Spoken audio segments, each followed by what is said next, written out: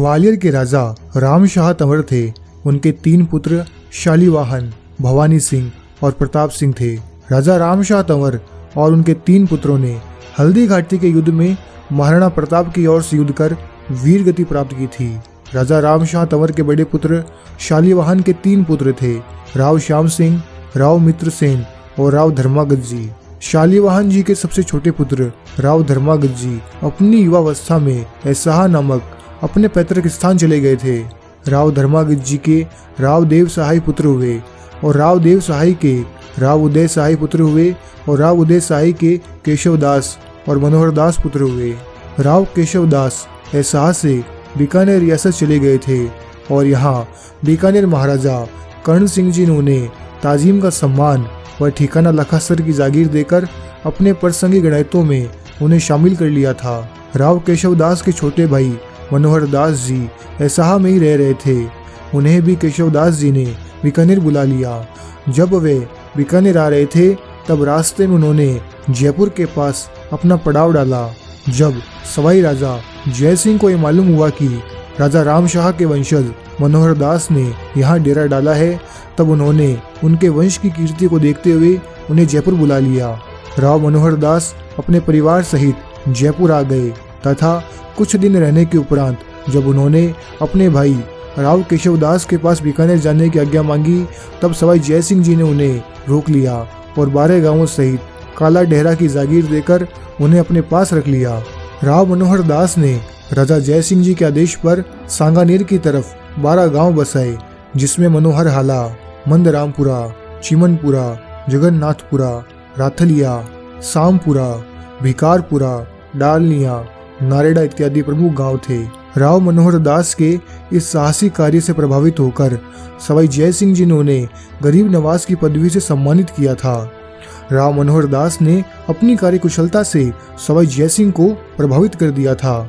सवाई जय सिंह जी उन्हें तोमरेश्वर कहकर संबोधित किया करते थे।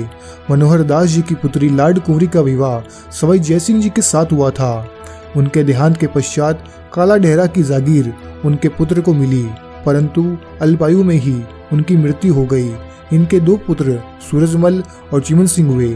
ठाकुर सूरजमल की नाबालगी में काला डेरा का ठिकाना जयपुर रियासत के अधीन कर दिया गया तथा ठिकाने का कार्यभार रियासत द्वारा नियुक्त कर्मचारी देखने लगे। ठाकुर सूरजमल और उनके भाई चिमन सिंह की आयु उस समय लगभग 10 वर्ष और 8 वर्ष की थी। बीकानेर में राव केशवदास के वंशज ठिकाना लखासर और जंझऊ में रह रहे थे। यह दोनों भाई अपने तंवर भाइयों के ठिकाने जंझऊ में आकर रहने लगे। जब ठाकुर सूरजमल युवा हुए तब वह अपने पैतृक ठिकाना काला डेहरा की जागीर लेने के लिए जयपुर गए। जयपुर में उस समय महाराजा ईश्वर सिंह और माधो सिंह के मध्य वैमनस्य चल रहा था, इसलिए उनकी जागीर बहाल नहीं हो सकी तथा वे वहीं डेरा डालकर रहने लगे। इनके पौत्र सूर सिंह हुए। वह भी जयपुर के पास अपनी पैतृक जागीर के लिए संघर्ष करते रहे। महाराजा सवाई जगत सिंह के समय उनकी महारानी की सवारी ठाकुर सूर सिंह के डेरे के पास से जा रही थी। उनकी सवारी को लूटने के इरादे से लाड खानियों के 1500 सैनिकों का दल आ पहुंचा।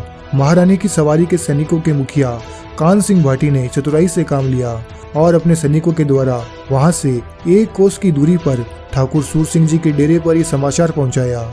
जब सूर सिंह को यह समाचार मिला तो उन्होंने सैनिकों को तैयार किया, घोड़ों पर जीने कसी और तुरंत चल पड़े। उनके पहुंचने तक कान सिंह भाटी ने लाड खानियों से लड़ाई जारी रखी। ठाकुर सूर सिंह ने अपने साथियों के साथ लाड खानियों पर भयंकर हमला किया। घमासान युद्ध हुआ और अंत में लाड खानियों की पराजय हुई। उनके जो कुछ सैनिक बचे थे वे भाग गए। महारानी साहिबा की सवारी जब जयपुर पहुंची तब उन्होंने महाराजा जगत सिंह से ठाकुर सूर सिंह के द्वारा दी गई सेवा से अवगत कराते हुए उनकी सिफारिश की। अगले दिन महाराजा जगत सिंह ने ठाकुर सूर सिंह को बुलाकर सम्मानित किया और उनके 5 गांवों डालनिया, नारेडा, मनोहर हाल और मंदरामपुर सहित जागीर इनायत की।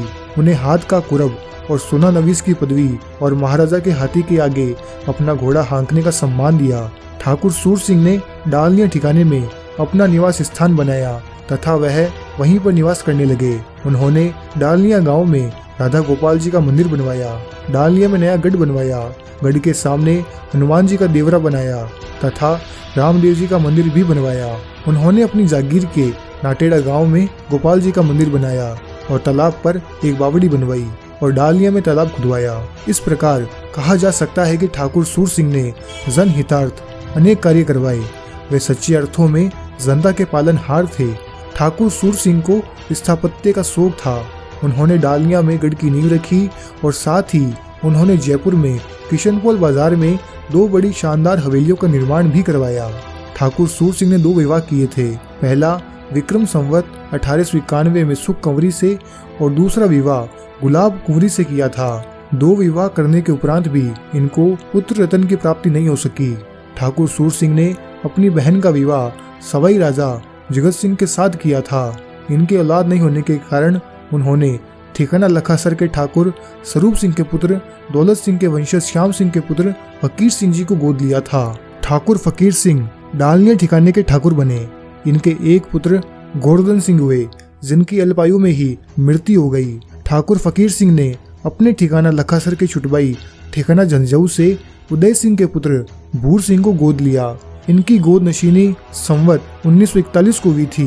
भूर सिंह का विवाह विक्रम संवत 1946 को हुआ था, जिनसे उनके एक पुत्र हुआ। उसकी मृत्यु जन्म के कुछ समय पश्चात ही हो गई। बाद में इनके कोई संतान नहीं हुई, इसलिए उन्होंने अपने भाई रघुनाथ सिंह के पुत्र किशन सिंह को संवत 1990 को गोद लिया।